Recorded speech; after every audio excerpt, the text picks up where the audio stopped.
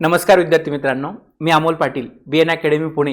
विद्यार्थी मित्रांनो, गेली 12 वर्ष मी पुण्यामध्ये स्पर्धा परीक्षेकरिता मराठी विषय शिकवण्याचं कार्य करतोय आणि ह्या 12 वर्षाच्या अनुभवातून जे काही अनुभवातून मी शिकलो त्या अनुभवाच्या आधारे आगामी गट क आणि गट ब मुख्य परीक्षेकरिता उपयोगी पडणारं एक अनालिसिस बुक मी तुमच्या समोर सादर करतोय. तर ह्या पुस्तकाबद्दल माहिती देण्यासाठी आजचा हा व्हिडिओ मी बनवतोय. पुस्तकाचं नाव आहे द माइलस्टोन आणि ह्या नावाप्रमाणे खऱ्या अर्थाने हे पुस्तक तुमच्या स्पर्धा परीक्षा क्षेत्रामध्ये स्पर्धा परीक्षेच्या प्रवासामध्ये माइलस्टोन ठरेल याबद्दल मला काळी मात्र शंका नाही. तर अशा स्वरूपाचे हे पुस्तक आहे. एमपीएससी मराठी PYQ आयोगाने 1984 पासून 2024 पर्यंत जेवढ्या काही परीक्षा घेतल्या, जेवढ्या काही परीक्षांमध्ये मराठी हा विषय होता, त्या सगळ्या प्रश्नपत्रिकातल्या प्रश्नांचा समावेश या पुस्तकामध्ये करण्यात आलेला आहे. म्हणून MPSC Marathi PYQ the milestone असं नाव आहे. आणि ह्या पुस्तकामध्ये प्रत्येक प्रश्नाचं अनालिसिस केलेलं आहे, प्रत्येक प्रश्नाचं विश्लेषण केलेलं आहे, म्हणून ह्याला विश्लेषण बुक असं सुद्धा नाव दिलेलं आहे. 1984 ते 2024 अशा 42 वर्षांच्या प्रश्नपत्रिकांचा समावेश या पुस्तकामध्ये करण्यात आलेला आहे. या पुस्तकाची काही वैशिष्ट्ये पाहूया, म्हणजे तुम्हाला या पुस्तकाबद्दल थोडासा अंदाज येईल. तर या पुस्तकामध्ये एकूण 42 घटकामध्ये पूर्ण व्याकरणाची विभागणी करण्यात आलेली आहे. जसं की लिपी भाषा व्याकरण आहे, वर्णविचार आहे, संधी आहे, शब्दविचार आणि शब्दांच्या जाती आहेत, नामाचे प्रकार आहेत, नामाचा लिंग विचार आहे, नामाचा वचन विचार आहे, नामाचा विभक्ती विचार आहे, नामाचं सामान्य रूप आहे, सर्वनाम आहे, विशेषण आहे, क्रियापद आहे, क्रियापदाचे काळ आहेत, क्रियापदाचे अर्थ आणि आख्यात विचार आहे, क्रियाविशेषण अव्यय, शब्दज्ञ आहे, उभयान्वयी अव्यय, केवळ प्रयोग अव्यय, पदपरिस्फोट आहे. अशा प्रकारे सगळ्या 42 घटकांमध्ये या पुस्तकाची विभागणी करण्यात आलेली आहे. तर ह्या अनुक्रमणिकेमध्ये तुम्हाला दिसतंय एकूण 736 पानांचं हे पुस्तक बनलेलं आहे. तर ह्या पुस्तकाची काही वैशिष्ट्ये आपण बघूया.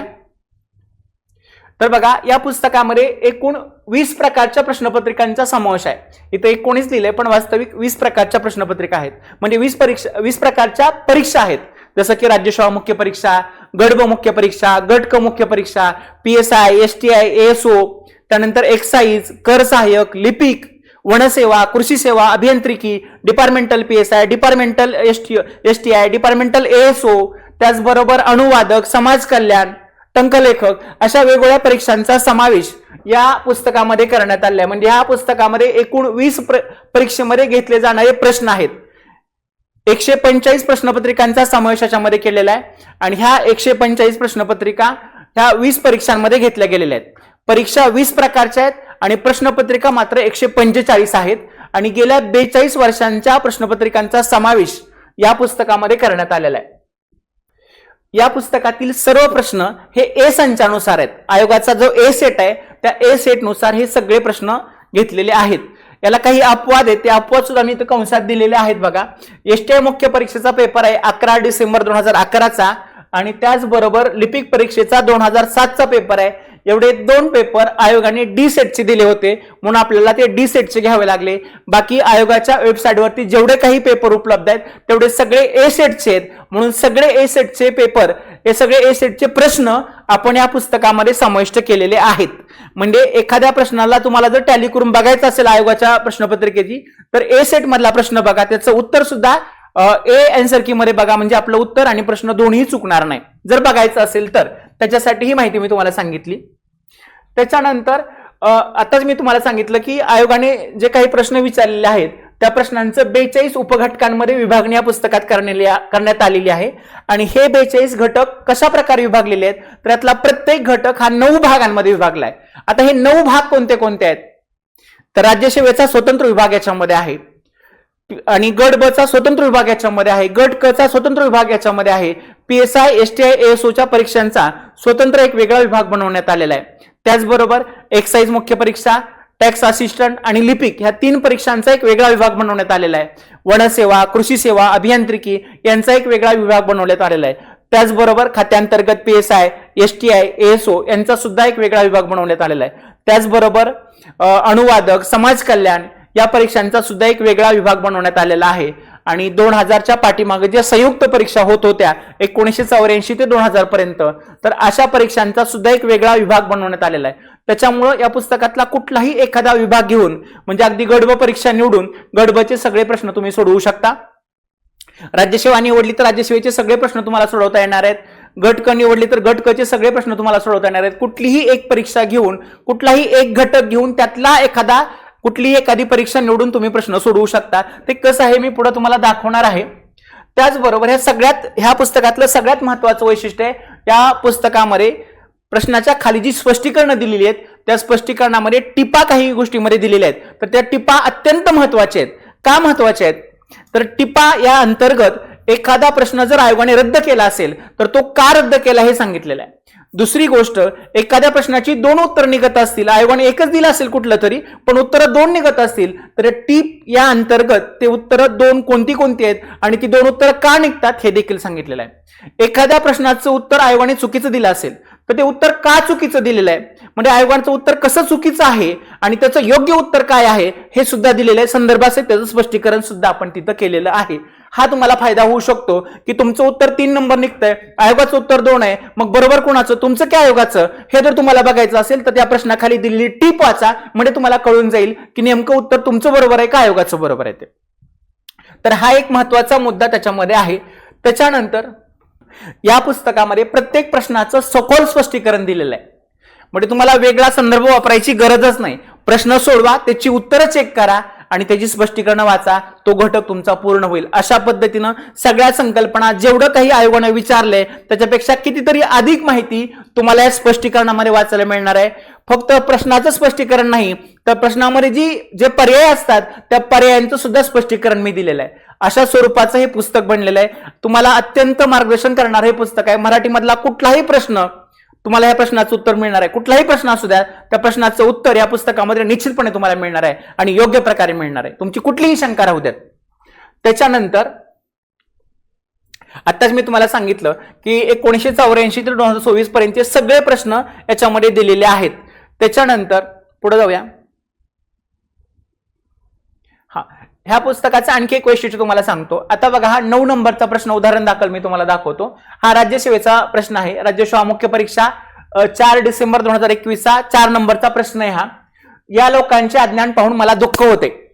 तर या प्रश्नाची 2 उत्तरं निघतात. त्याला आपल्याला नकारार्थी वाक्यात रूपांतरित करायचे. दिलेलं वाक्य होकारार्थी, दिलेलं वाक्य होकारार्थी, आपल्याला त्याचं नकारार्थी रूपांतर करायचंय. तर या लोकांचे अज्ञान पाहून मला सुख होत नाही आणि या लोकांचे अज्ञान पाहून मला आनंद वाटत नाही, अशी 2 उत्तरेची निघतात. आणि याची 2 उत्तरं निघतात. बघा इथं खाली दिलेलं आहे तुम्हाला स्पष्टीकरणामध्ये. अशा स्वरूपाचं स्पष्टीकरण आहे. दुःख होते आणि त्याला आनंद वाटत नाही आणि सुख होत नाही, हे 2 उत्तरं निघतात आणि म्हणून हा प्रश्न रद्द केला. हे टीप अंतर्गत दिलेलं आहे. बघा, या प्रश्नाची 2 उत्तरं निघतात म्हणून हा प्रश्न रद्द केलाय आणि 2 उत्तरं कोणती ती सुद्धा इथं दिलेलं आहे. अशा स्वरूपाचं आयोगाने हा प्रश्न रद्द केलाय. तुम्हाला इथं बघा 9 मध्ये हॅश दिसते. 9 नंबरचा प्रश्न आयोगाने रद्द केलेला आहे. का रद्द केलाय तर त्याची 2 उत्तरं निघतात. म्हणून एखाद्या प्रश्नाची 2 उत्तरं निघत असतील किंवा आयोगाने प्रश्न रद्द केला असेल तर तो का रद्द केलाय हे सुद्धा तुम्हाला या पुस्तकाच्या माध्यमातून कळणार आहे. आणखी पुढे बघा या पुस्तकाचं वैशिष्ट्य.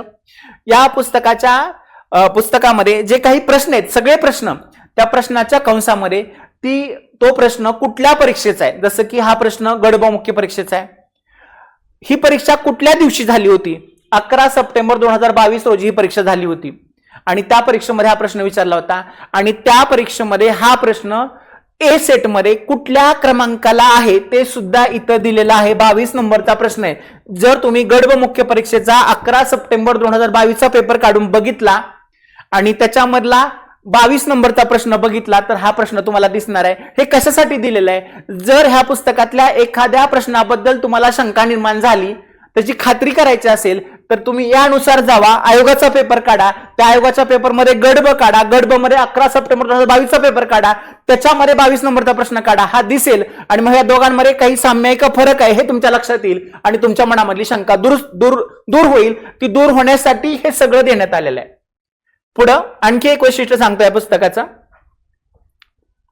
आता बघा, हा प्रश्न आहे पुढीलपैकी पुढीलपैकी कोणते शब्द जोडाक्षरे आहेत.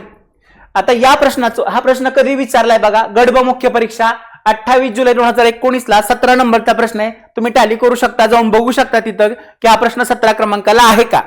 ठीक आहे. तर या प्रश्नाचं उत्तर निघतंय अक्षर मध्ये क्ष हे जोडाक्षर आहे आणि संयुक्त मध्ये क त हे जोडाक्षर आहे, म्हणजे 2 जोडाक्षर आहेत अ आणि ब मध्ये. आता याचं उत्तर किती यायला पाहिजे होतं? 12चं 3 नंबर उत्तर यायला पाहिजे होतं, पण आयोगाने याचं उत्तर 3 नंबर दिलेलं नाही. याचं उत्तर आयोगाने दिले 12चं 2. आता 2 काय आहे?